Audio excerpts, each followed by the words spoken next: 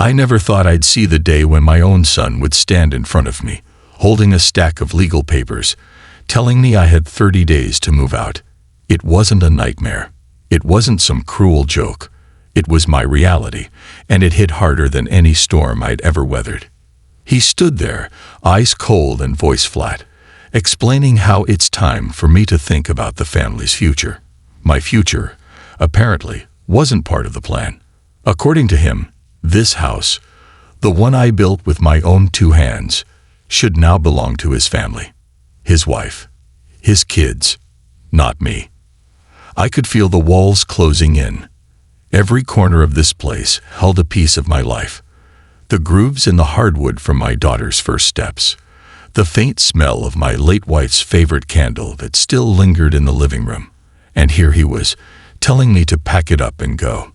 I wanted to ask him if he remembered the nights I stayed awake, working double shifts to keep a roof over his head. If he remembered how I patched up his scraped knees or taught him to ride a bike in the very driveway he now wanted me to vacate. But I bit my tongue. Instead, I just asked him one question. Why now? His answer was as sharp as the autumn wind blowing through the open front door. Because, Dad, this house is for my kids now. You've had your time. My time. That's what he called it. As if love, care, and sacrifice have an expiration date. As if the decades I spent making sure he had everything he needed could just be neatly boxed up like the old photographs in the attic. I stood there, my hands trembling, not from fear, but from something deeper. Disbelief. Betrayal. And yes, a burning ember of anger that I hadn't felt in years. When he left that day, slamming the door without so much as a glance back, I sat in my chair and stared at the family photo on the wall. My wife and I, holding our 2 children close, smiling like nothing could ever break us apart. That photo felt like a lie now. For hours, I didn't move. The sun went down, the house grew dark, and I just sat there listening to the quiet. Quiet that, for the first time, didn't feel peaceful. It felt like the beginning of an ending I didn't want. But endings, they can be rewritten. And as the night grew colder, an idea began to take shape in my mind. Not out of spite, but out of something more complicated. A mix of hurt, pride, and the urge to remind him exactly who I was. The next morning, I made myself coffee, black and strong, just the way I like it. I looked out the kitchen window at the yard I'd mowed for decades, the fence I'd built, the garden my wife had loved. This wasn't just a house. It was my life's work, and I wasn't going to be shoved out like a tenant whose lease had run out.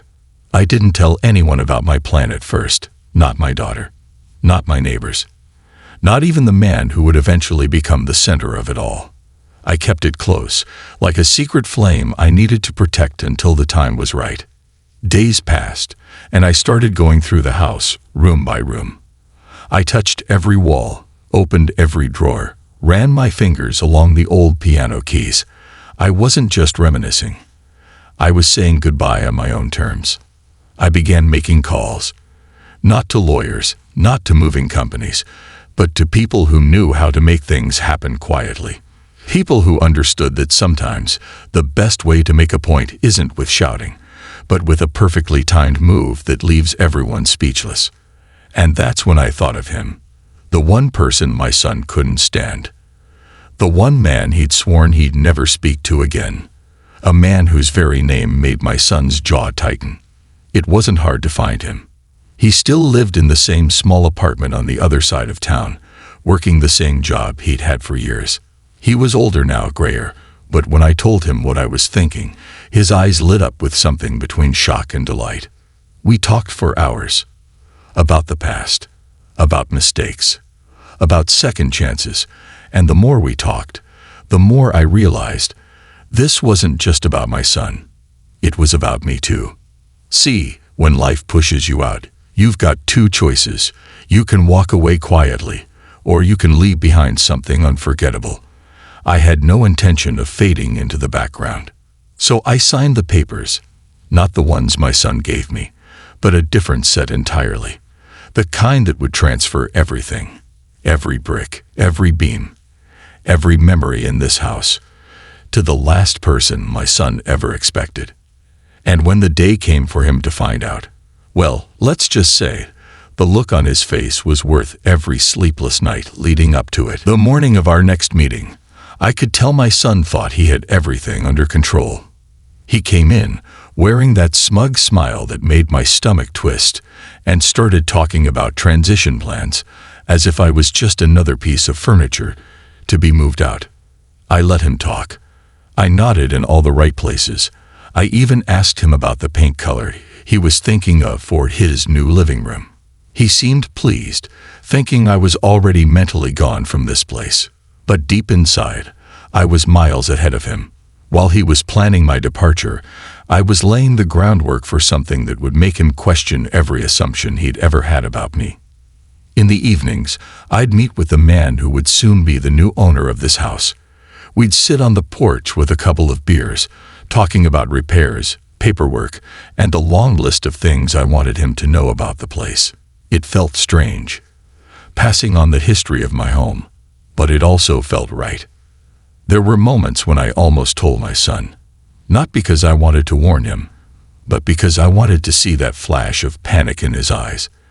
But I stayed quiet. Patience is a weapon if you know how to use it. One night, I sat alone in the living room, the glow of the lamp casting long shadows on the walls. I imagined what my wife would say if she were here. I think she'd smile, maybe even laugh, and tell me I was finally giving our son a lesson he wouldn't forget. The man who would inherit this house wasn't perfect. He had his flaws, mistakes from the past that my son never forgave. But he had something my son didn't: respect for what this house meant, and for the years I'd poured into it. We started making small changes, fixing loose boards on the porch, repainting the shutters, not for my son, but for the man who would take over. It was almost like preparing the house for a new chapter, one my son would never see coming. My daughter called a few times, asking if everything was okay. I told her not to worry. She always had a softer heart, and I didn't want her caught in the middle of this storm. At least not yet. As the days ticked by, I began to notice how my son was already acting like the owner. He brought his wife and kids over to measure for furniture. They opened my cupboards, my closets, as if I was already gone. I stayed polite, but every time they stepped into a room, I felt my resolve harden. They thought they were walking into their future. In reality, they were stepping into a story that was about to turn on them. One afternoon, I found an old box in the attic. Inside were letters, photos, and a few keepsakes from the man who would soon own this house. Things I'd held onto for years, never knowing why. Now I knew. This was part of the bridge between the past and the twist that was coming. I called him over, showed him the box, and we spent hours going through it. There were tears in his eyes when he left that night. Not everyone gets a second chance to reclaim a part of their history. Meanwhile, my son had no idea that every polite smile I gave him was hiding the truth. Every nod, every sure, whatever you think is best, was another step toward the moment I'd been planning. And then, 1 week before his deadline for me to move out, the final piece fell into place. All the papers were signed. All the documents were locked away. The ink was dry. I slept better that night than I had in months. Because for the first time, I wasn't just reacting to what my son had done. I was in control. The next morning, I invited him over. Told him we needed to finalize some details. He came, grinning, expecting me to hand over the keys. He didn't know that those keys already had a new owner.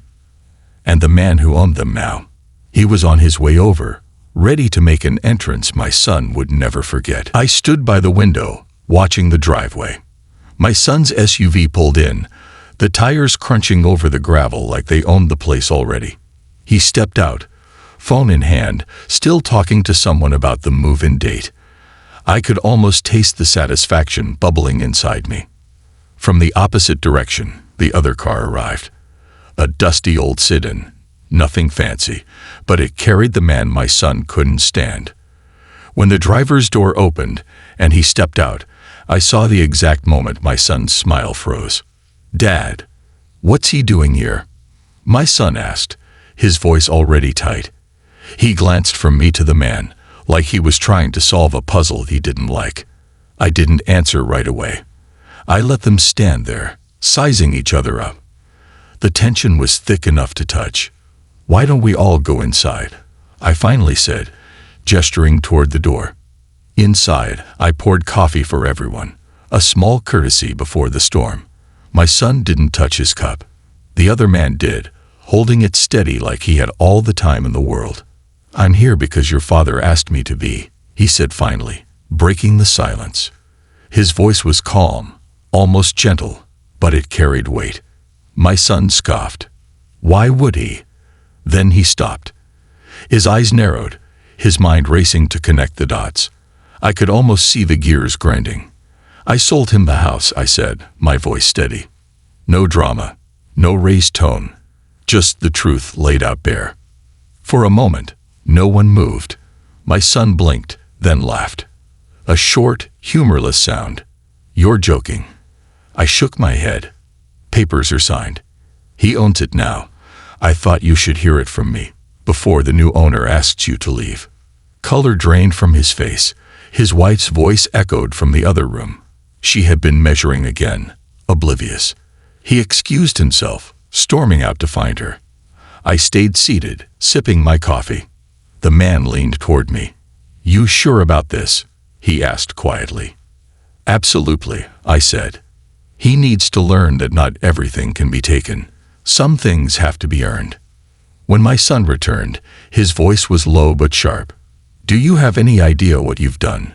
This was supposed to be for my kids." I set my cup down. "And what about me? I was supposed to just disappear." His jaw clenched. He had no answer. Just anger. And maybe, somewhere deep down, a flicker of shame. The man stood, stretching his legs. "I'll give you 2 a minute," he said, heading toward the porch. My son and I were left in the quiet hum of the kitchen. "I thought you loved us," he said finally, his voice cracking in a way I hadn't heard since he was a boy. "I do," I said softly. "That's why I'm doing this." He stared at me for a long moment, his eyes searching for a crack in my resolve. "Doing this doesn't make sense," he said finally, shaking his head. "You're throwing away our family's future just to make a point." I leaned forward, resting my elbows on the table.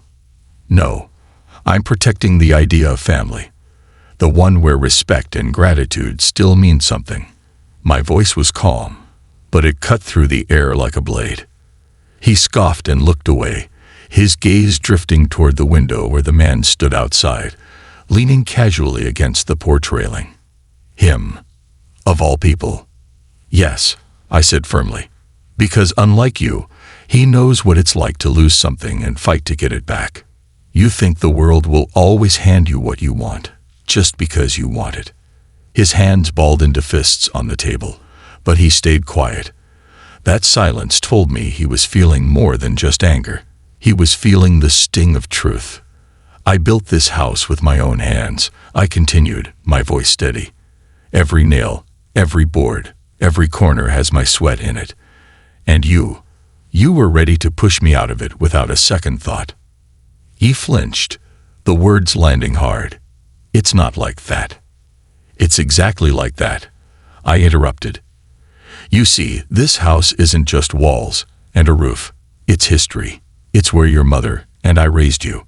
Where we celebrated birthdays, mourned losses, built a life. And you treated it like a prize you could claim." For a moment, his eyes softened, and I thought I saw the boy I used to know. The one who used to help me hammer nails, who would bring me cold lemonade on hot afternoons. But just as quickly, the expression hardened again. "I just wanted to make sure the house stayed in the family," he said. I nodded slowly. "And now it will. Just not in the way you expected." He followed my gaze back to the porch, where the man had turned to look inside. Their eyes met through the glass, and the tension between them was almost visible. "You never forgave him," I said quietly. "But maybe that's the problem. Maybe you've been holding on to grudges so long that you forgot how to be grateful for what you have." His voice was low, bitter. "He doesn't deserve it." Neither do you, I replied. And for a moment, the room was filled with nothing but the ticking of the old wall clock. He pushed back his chair abruptly, the legs scraping against the floor.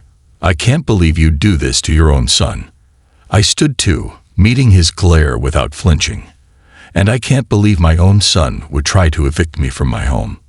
Outside, the man stepped off the porch and started toward his car, giving us the space to finish what needed to be said. This isn't over, my son muttered as he turned away. But I knew it was. For the first time in months, I felt a strange peace settling over me. The decision had been made, and there was no going back. The next morning, I woke up earlier than usual. The air was heavy with that stillness before a storm, though the sky outside was clear. I brewed a pot of coffee, letting the rich aroma fill the kitchen, and waited for whatever came next. I didn't have to wait long. My daughter-in-law marched in first, her face pale but her eyes sharp. "Is it true?" she demanded, not even bothering with a greeting. "Did you really give the house to him?" I didn't answer right away. I poured a cup of coffee, set it on the counter, and met her gaze. "Yes," I said simply. "It's his now." Her lips tightened, trembling at the edges. "Do you have any idea what you've done to us? To the kids?" "I know exactly what I've done," I replied. "And maybe one day you'll see why." She laughed bitterly, shaking her head. "You've lost your mind." Then she turned and stormed out, her footsteps echoing down the hall.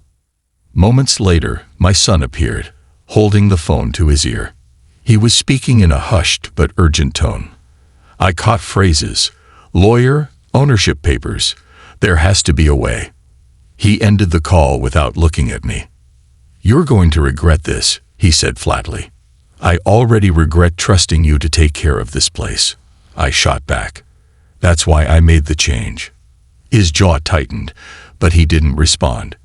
Instead, he walked outside to where the man now stood, leaning on his car.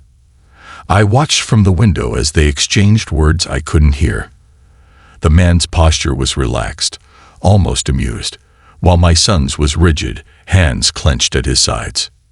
Minutes later, the man walked back toward the house.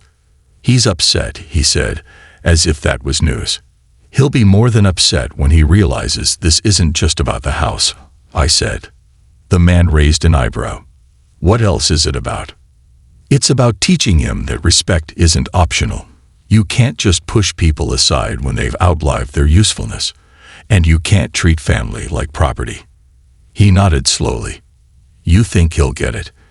I sighed. "Maybe not today. Maybe not next year. But someday." That evening, my granddaughter came by. She was too young to fully understand, but old enough to notice the tension. "Grandpa, are we still going to have Christmas here?" she asked softly. I knelt down to her level, smiling. "Yes, sweetheart. You'll always be welcome here." Her smile lit up the room, cutting through the heavy air like sunlight. For a moment, I almost forgot the fight brewing outside these walls. But I knew it wasn't over. The phone calls would keep coming. The arguments would get louder. And somewhere in the middle of it all, the truth would have to sink in, that I wasn't the one who had abandoned the family. They had abandoned me first. The following week, the whispers started. In a small town like ours, nothing stays quiet for long. Neighbors I'd known for decades started showing up at the fence, pretending to check their mail or trim their hedges, but their eyes were always on my house. I was out front watering the garden when Mrs. Callahan, the sweet old lady from across the street, shuffled over. "Is it true, Henry?" she asked, lowering her voice like she was sharing a state secret. "You gave the house to him?" I smiled faintly. "It's true, Margaret." Her eyebrows shot up. "Well, I can't say I'm surprised. You've always had a way of doing things your own way." She hesitated, then leaned closer. "But you know half the town's already talking about it." "I figured as much," I replied. "Let them talk." By the weekend, the local cafe was buzzing. People glanced my way when I walked in, and conversations quieted just enough for me to feel the weight of their curiosity. I didn't mind. Let them wonder. It was my son who minded. I knew because he showed up at my door Sunday morning, looking like he'd swallowed a lemon. "Do you have any idea what people are saying?" he demanded. "They'll say what they want," I said calmly. "Doesn't change the truth." He stepped inside without asking. "The truth. The truth is you've embarrassed this family. You've made me look like a fool." "You did that all on your own," I said, my voice low but sharp. "When you tried to throw your father out of his own home." His cheeks flushed. "I was thinking about the future. So was I," I said. "And that's why I made sure the future doesn't belong to someone who's forgotten his past." That night, the man came by again. We sat on the porch, watching the sun set behind the trees. "He's getting desperate," he said. "I heard he's talking to a lawyer about contesting the transfer." I nodded. "Let him try. The papers are solid. This isn't just a whim. It's a done deal." The man sipped his coffee. "You think this will fix things between you two?" I let out a long breath. "No, this isn't about fixing. It's about drawing a line." A few days later, a reporter from the local paper called. She wanted to do a human interest story about my decision. I told her I wasn't interested in being a spectacle. She laughed and said, "You already are."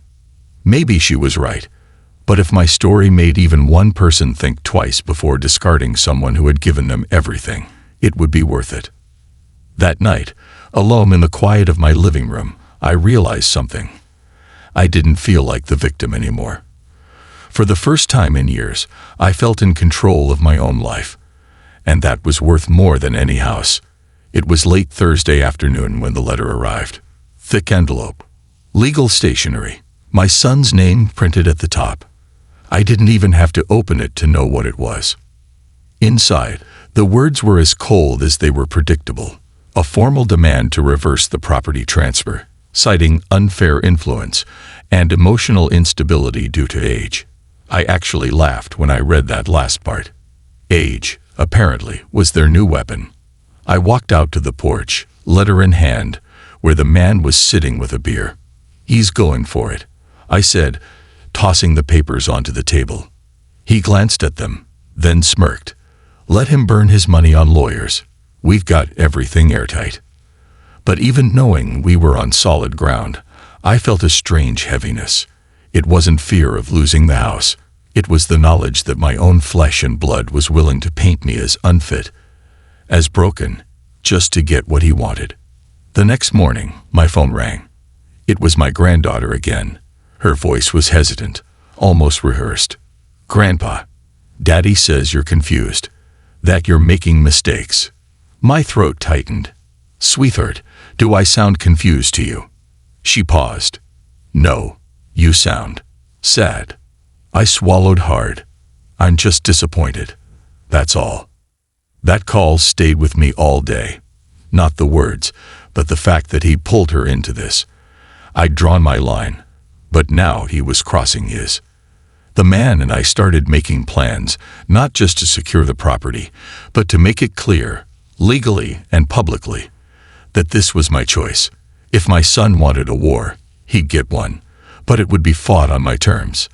A week later, we held a small gathering at the house. Friends, neighbors, a few people from the community. I told them, in no uncertain terms, that this home was now under new ownership and would be used for purposes that benefited people who actually valued it. Word traveled fast. By the next day, the cafe was buzzing again, but this time with a different tone. Some admired what I'd done. Others thought I'd lost it. Either way, they were talking, and that meant the message was out. My son's next move was uglier. He posted a long rant online, painting himself as the dutiful child betrayed by an ungrateful father. He left out, of course, the part where he tried to throw me out. I didn't respond publicly. I didn't have to. The truth had a way of finding its voice without me lifting a finger. That evening, the man leaned back in his chair and said, "You realize, the more he fights, the more you win." I nodded slowly.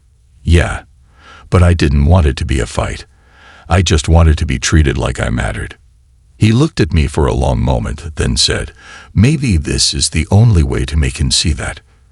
The next weekend, I was at the farmer's market when a stranger approached me.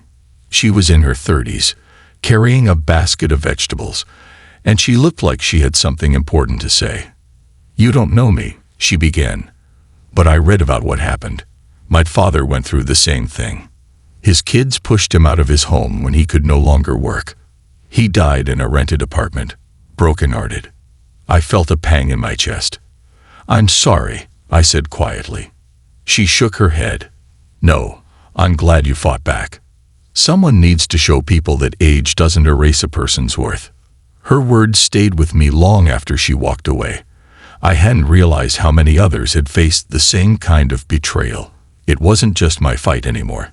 It was something bigger. Back at home, the man was repairing the porch steps. "Looks like the whole town knows your name now," he said with a half-smile. "Good," I replied. "Let them know there's a line you don't cross." But my son wasn't letting go. That night, he sent a text. Long, emotional, full of accusations. I read it twice before setting the phone down. I didn't reply. Silence, I'd learned, was more powerful than any defense. Days passed, and the legal noise faded into the background. My son had probably realized his case was hopeless, but his pride kept him from admitting defeat. Then came the call from my granddaughter again, her voice trembling. "Grandpa, Daddy says you hate us now." My heart clenched. "No, sweetheart, I could never hate you, but sometimes love means standing up for yourself, even if it hurts." She didn't answer right away. Then softly, she said, "I think I understand." That night, I sat on the porch alone, listening to the crickets. The air was warm, the sky streaked with fading light. For the first time in months, I felt something like peace. The man joined me after a while, handing me a cold drink. "You know," he said, "sometimes the best revenge isn't taking something away. It's living well without them." I raised my glass in silent agreement. Over the next few weeks, we fixed up the house together. New paint, repaired fences, fresh flowers along the walkway. It wasn't just maintenance. It was reclaiming the space, making it ours in every sense. Every brushstroke felt like a declaration. I'm still here. I'm still standing. One afternoon, while I was planting roses along the fence, a car pulled into the driveway. I recognized the sound of that engine instantly. My son's truck. He stepped out, hands in his pockets, eyes scanning the yard. For a moment, he didn't say anything. Just stood there, watching me work like he was trying to remember if I'd always been this stubborn. "House looks different," he finally said. I wiped my hands on a rag. "Yeah, been putting in some work." He nodded slowly. "Heard you had a party here. Told everyone it's not yours anymore." I met his gaze. "It's not. But it's also not yours." The words landed like stones between us. He looked away, jaw tight. "You didn't have to humiliate me like that." "Humiliate you?" I said, keeping my voice calm. "Son, you tried to throw me out of my own home. You think a little truth is worse than that." He didn't answer right away. Instead, he walked toward the porch, glancing at the new paint, the flower beds, the repaired steps. I could see it in his face, the realization that he'd lost something he thought was guaranteed. Finally, he muttered, "Guess I underestimated you." I shrugged. Most people do. We stood there in silence, the distance between us heavier than any words could bridge. Then he turned and left without saying goodbye. The man came out from the kitchen, wiping his hands. "That went well," I smirked. "Better than I expected." At least he came here instead of sending another lawyer. Over the next few days, I noticed little changes. My granddaughter stopped by more often, sometimes alone, sometimes with a friend. She never talked about the fight, but she'd linger in the kitchen, asking questions about the garden or the old photo albums. It was like she was trying to keep a piece of the connection alive, even if the rest of the family was falling apart. I didn't push.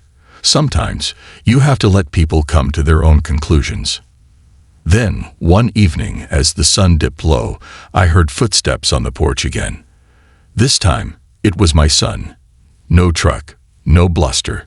Just him, holding 2 mugs of coffee.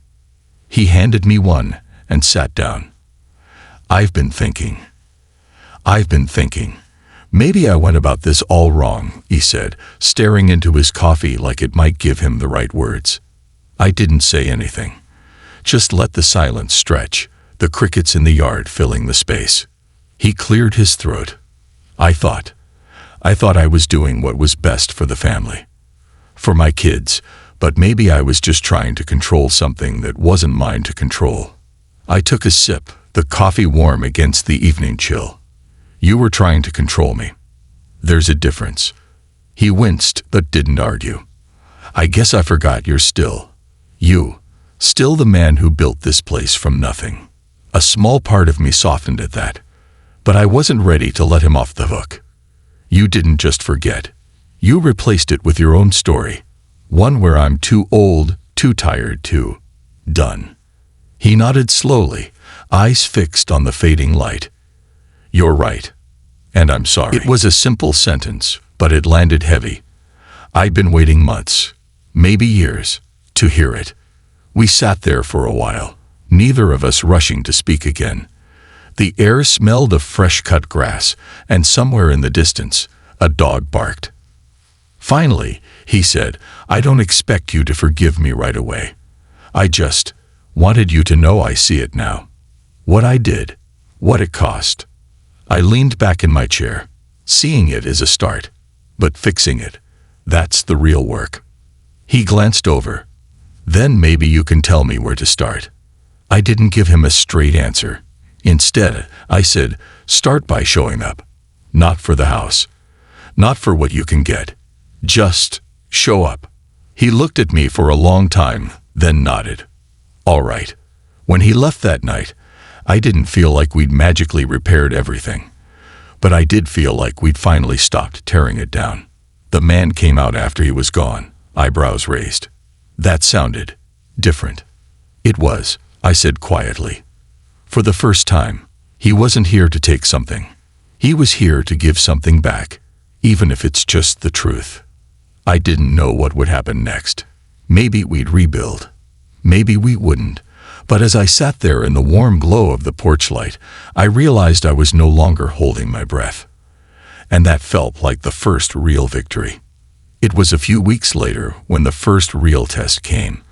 I was in town picking up supplies when I overheard 2 men at the hardware store talking about that old guy who lost his house to some drifter. I didn't have to guess who they meant. One of them noticed me standing nearby and smirked. Guess some folks just can't hang on to what they've got. Normally, I'd have walked away, but something in me bristled.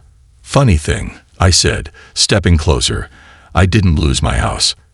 I gave it away to someone who actually respects it. The smirk faltered. That what you tell yourself? That's what I tell anyone who asks, I replied evenly. And if you've got a problem with that, maybe you ought to ask yourself why it bothers you so much. I left them standing there, mouths half open, and went about my day. But as I drove home, I couldn't shake the feeling that whispers were starting to follow me everywhere. Sure enough, when I pulled into the driveway, my son's truck was there. He was leaning against the porch rail, arms crossed. I heard about the guys in town, he said without greeting me. Yeah. And I don't like people talking about my dad like that. I raised an eyebrow. Your dad? The one you tried to evict? He grimaced. Yeah, that one. It was the first time he claimed me in months. I didn't say anything, just let the words sit between us. Then he added, I told them to watch their mouths.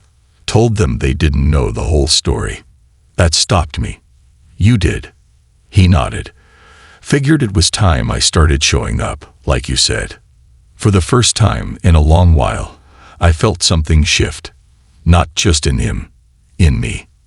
That night, we sat on the porch with the man, the 3 of us sharing stories about the early days of the house, the long winters, the summers where the garden fed half the neighborhood. It wasn't perfect.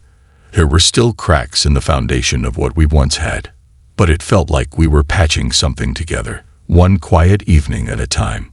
And maybe, just maybe, that was enough. A few days later, a storm rolled in. Not just a summer drizzle, but the kind of heavy rain that pounds the roof and rattles the windows. I was in the living room when the phone rang. It was my son. "Dad, the basement at my place is flooding." I don't know what to do. There was a time I might have told him to figure it out himself, but instead, I grabbed my boots and a toolbox. "I'll be there in 20. When I arrived, water was already pooling near the furnace. He was knee-deep in it, trying to push boxes onto higher shelves. "I thought I had it sealed last year," he said, frustration in his voice. I didn't waste time. "Hand me that pump." We worked side by side for hours, hauling water, sealing leaks, shifting furniture. The rain didn't let up, and neither did we. By the time we finished, both of us were soaked, exhausted, and covered in mud. He leaned against the wall, breathing hard. "I couldn't have done this without you." I shrugged. "That's what family's for." Something in his expression softened. "I used to think you were slowing down, that you couldn't handle stuff like this anymore. And now?" I asked. He gave a small laugh. "Now I know you're tougher than me." The moment hung between us, heavier than the storm outside. He wasn't just admitting he'd been wrong. He was starting to see me again, not as some fragile old man, but as the father who'd always shown up. When we stepped outside, the rain had slowed to a drizzle. He looked at me and said, "Come over for dinner tomorrow. Bring the guy from your place too. I want the kids to know both of you." It was a small invitation, but I could hear the weight behind it.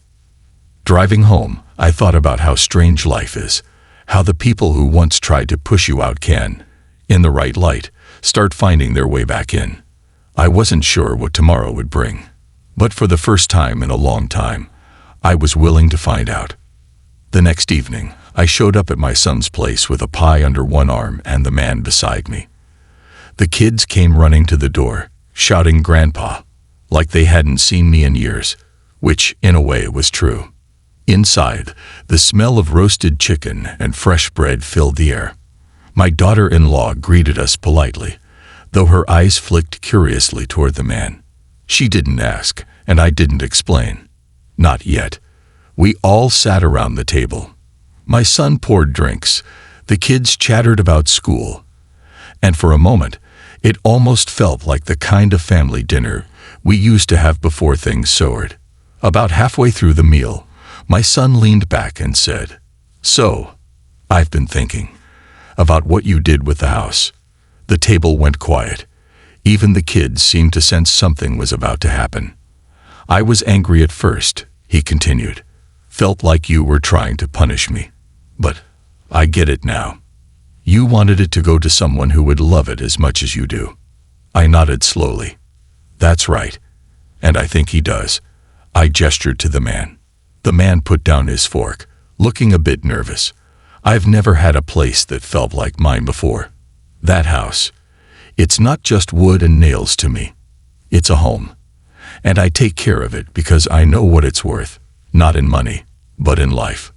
My son studied him for a long moment, then turned to me. "You could have sold it, could have given the money to anyone, but you gave him the house. Why?" I took a deep breath. "Because sometimes the person who deserves it isn't the one who shares your blood. Sometimes it's the one who shows up when no one else will." There was a heavy silence. My son looked down at his plate, his jaw tight. Then, quietly, he said, "I think I understand." Dinner went on, but there was a different air about it now. Not exactly light, but not tense either. Like something unspoken had shifted. When we left that night, my son walked us to the door. "Dad," he said, "I can't change what I did, but I can change what I do from here on out." I smiled faintly. "That's all I've ever wanted." As we drove back, the man said, "You think he really means it?" I watched the lights of the town fade behind us. I think he's starting to. It was 2 weeks later when the unexpected happened. I was fixing a loose shutter on the porch when the man came running up the path, breathless. "Your son just called me. There's a fire at his workshop." I dropped the screwdriver and grabbed my coat. "Is everyone okay?" He said they're fine, but the fire's spreading fast. By the time we got there, the air was thick with smoke. My son was outside, coughing, trying to drag out boxes of tools and materials. The fire department was still a few minutes away.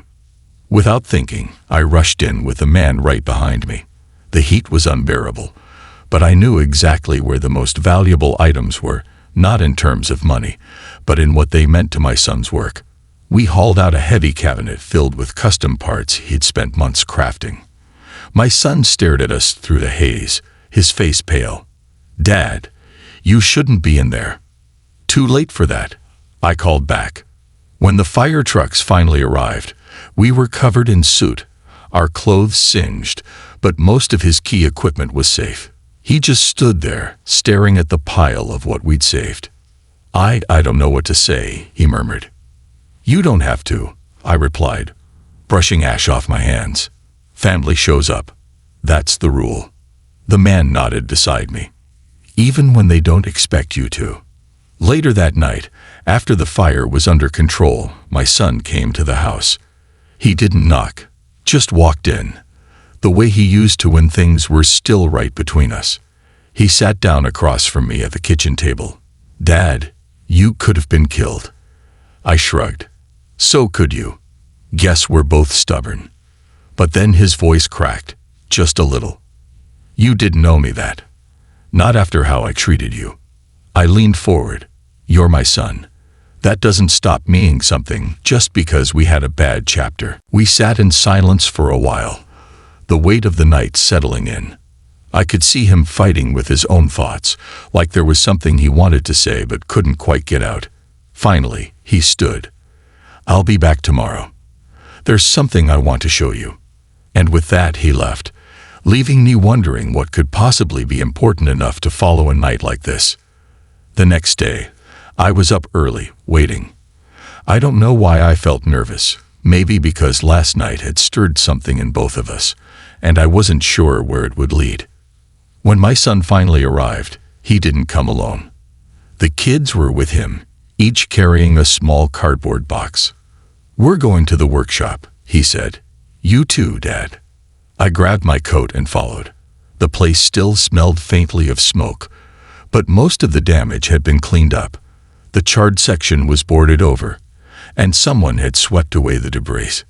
My son motioned for the kids to open their boxes. Inside were dozens of photographs, old ones, faded at the edges. Me, their mother, my son as a boy, birthdays, fishing trips, the first car I ever owned. "Where did you get these?" I asked, my voice catching. "They were in the attic," he said. "I didn't even know Mom had kept them all. I thought maybe we could put them up here. Make this place feel like it's got more history than just mine." We spent the afternoon hanging the photos on the newly cleaned walls. Every picture sparked a story, and soon the kids were laughing at tales from years before they were born.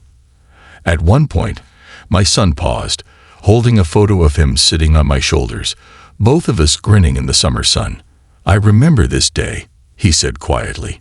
"You let me eat ice cream before dinner." Mom was furious. I chuckled. Worth it. As the sun dipped low, the workshop didn't feel like a burnt-out space anymore. It felt alive, like a memory stitched together from pieces we'd almost lost. Before we left, my son turned to me. "Dad, about the house. I still wish you'd kept it in the family. But I think I understand why you didn't. And I'm glad it went to someone who respects it." The man, who had quietly been helping hang photos, nodded. "And I'm glad I know where I stand now." It wasn't a perfect resolution, not some neat ending tied up with a bow. But it was honest, and it was real. As we walked out together, I realized something. Maybe this whole mess wasn't about the house at all. Maybe it was about learning that family can break, but it can also be rebuilt, piece by piece. And for the first time in a long while, I didn't feel like I was losing my son. I felt like I was finally getting him back. A week later, the man who now owned my old house knocked on my door, looking unsettled. "We need to talk," he said. I invited him in, poured us both some coffee, and waited. He fiddled with his mug before speaking. "A developer came by yesterday, offered me a ridiculous amount of money for the house." I felt a slow knot form in my chest. "And?" I told him no. But he's persistent. Said he'll be back with an even bigger offer. Before I could respond, my son arrived, almost as if fate had timed it. He glanced between us, sensing the tension. "What's going on?" The man explained, and my son's jaw tightened. "That house has history. It's not just a piece of land to sell off." I studied my son's face, wondering if I was hearing genuine conviction or just pride talking. "You're right," I said finally, "but it's not our decision anymore." The man shifted uncomfortably. "That's the thing. It may not be yours, but it doesn't feel like it's mine alone either. This place means something to all of us now." We sat in silence for a while, each lost in thought. Finally, my son leaned forward. "What if we find a way to make the house work for everyone? Something that keeps it in use, but still in the family, even if not on paper." It was an idea that felt both hopeful and impossible. Still, I could see a spark in the man's eyes, and in my son's. The next few days were a blur of conversations, sketches, and late-night coffee. Plans began to form for turning the old house into a shared space, part family retreat, part community workshop. The more we talked, the more I realized something. I didn't care about the legal ownership anymore. What mattered was that the house's heartbeat stayed alive. One evening, as we stood in the yard looking at the sunset over the old porch, my son turned to me. "You know, Dad, maybe you were right to give it to him. If you kept it, I don't think I would have learned what I needed to." I smiled faintly. "And what's that?" "That family isn't about holding on to things. It's about holding on to each other." For a long moment, none of us said anything. The house stood behind us, quiet and solid, like it had been listening the whole time. Work began on the house almost immediately. Weekends turned into bustling gatherings, my son with his toolbox, the man hauling lumber, the kids running through the grass with paint-streaked hands. It was messy, loud, and imperfect, but it felt alive in a way I hadn't seen in years. Then the letter came. A crisp envelope slid under the front door, no return address. Inside was a formal notice. The developer had filed for a zoning change that would make our project illegal. I took the letter straight to the kitchen table, where my son and the man were already discussing paint colors. Their faces darkened as they read it. "They're trying to force our hand," my son said, his voice low. The man nodded grimly. "If they get that zoning change approved, the house will be useless for what we planned." For a moment, I felt that old weight settle back in my chest, the sense that no matter what we built, someone could always take it away. But my son leaned forward, eyes sharp. "No, not this time. We fight it." We started attending town meetings, gathering signatures, telling anyone who would listen about the history of the house and our vision for it. At first, the room was cold, filled with developers and officials who spoke in clipped, bureaucratic tones. But then the neighbors began to show up, one by one, standing to speak about the nights they'd spent on that porch, the holidays they'd celebrated inside those walls. I watched my son address the council, his voice steady, his hands gripping the podium.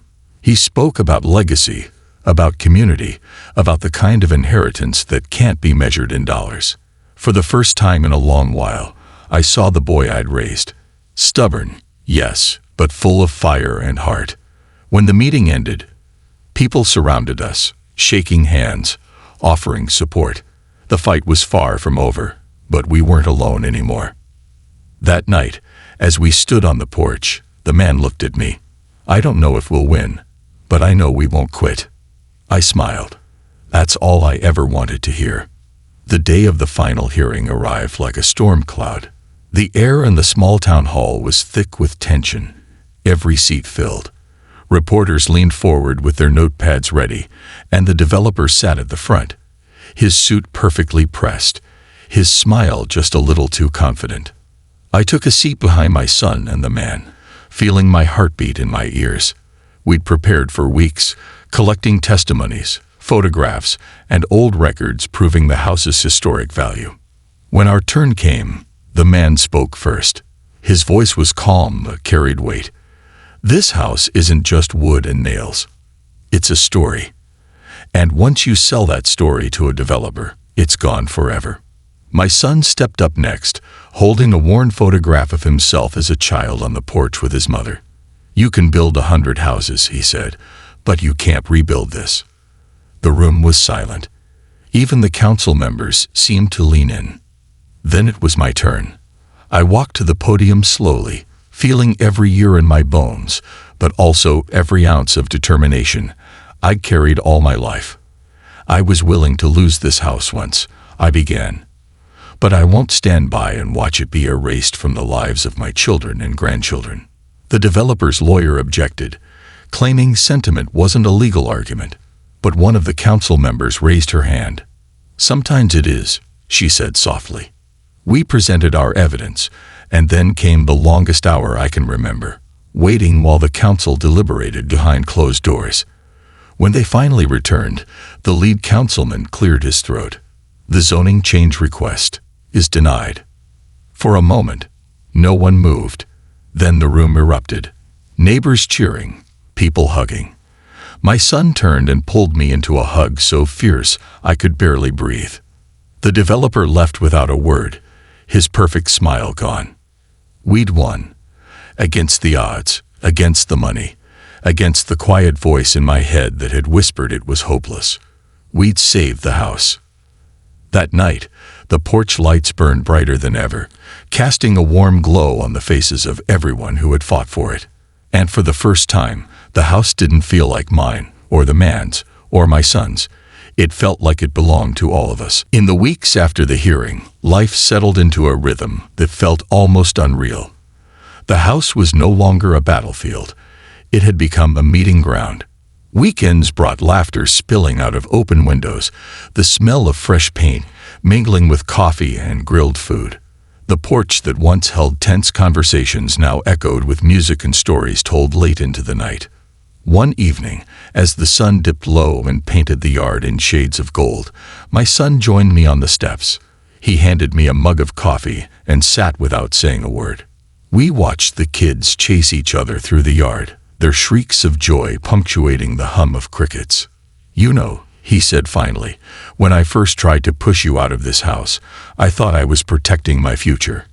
Turns out, I was just destroying my past." I looked at him for a long moment. "Sometimes," I said quietly, "we don't realize what we're throwing away until we can't grab it back."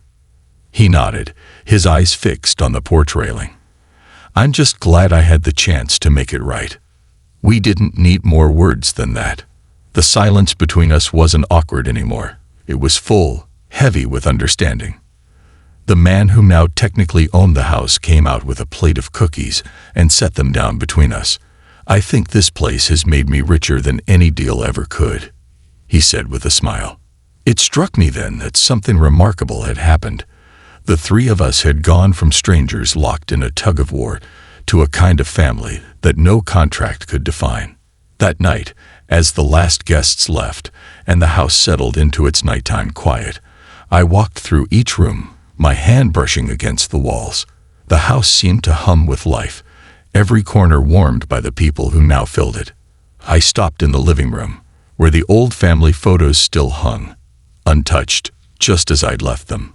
For the first time in years, I didn't feel the need to clutch them as proof of my life here.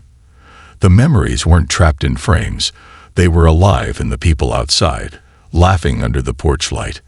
I stepped back onto the porch, and my son was waiting. "Ready to head home?" he asked. I smiled. "I am home." Winter came early that year, dusting the roof in white, and covering the yard in a soft, muffled quiet. Inside, the warmth from the fireplace spread through the house, the smell of cinnamon and pine lingering in the air. I sat in my old armchair by the window, watching the snowfall. My son was in the kitchen with the man, arguing playfully over the right way to make hot chocolate. The sound of their laughter carried through the rooms like music. The house felt different in the snow, like it was holding its breath, keeping the warmth inside for the people it sheltered. It wasn't lost on me how close I'd come to never seeing this, how easily a signature on the wrong paper could have erased decades of life, love, and history. The man came into the living room with 2 mugs, handing me one. "Thought you might want the winning recipe," he said with a grin. I took a sip. "It tastes like you cheated," I teased. My son appeared in the doorway, rolling his eyes. He put whipped cream in mine, said I didn't deserve the good version. We laughed, and in that moment I realized something had shifted forever. The bitterness that had sat between my son and me for so long was gone. Not because we forgot the fights, but because we'd survived them. Because we'd fought for something bigger than our pride. Later that night, as I stepped outside to take in the quiet, I saw the house lit up against the snow. Warm, alive, unbroken. A thought settled in my chest, like a promise. This place will outlive me, and that's exactly how it should be. I closed my eyes, listening to the muffled laughter inside, and let the cold air sting my cheeks. The house didn't just belong to us anymore. It belonged to everyone who had fought for it, loved it, and called it home. And for the first time, I didn't just feel like a man who had saved his home. I felt like a man who had finally found where he belonged.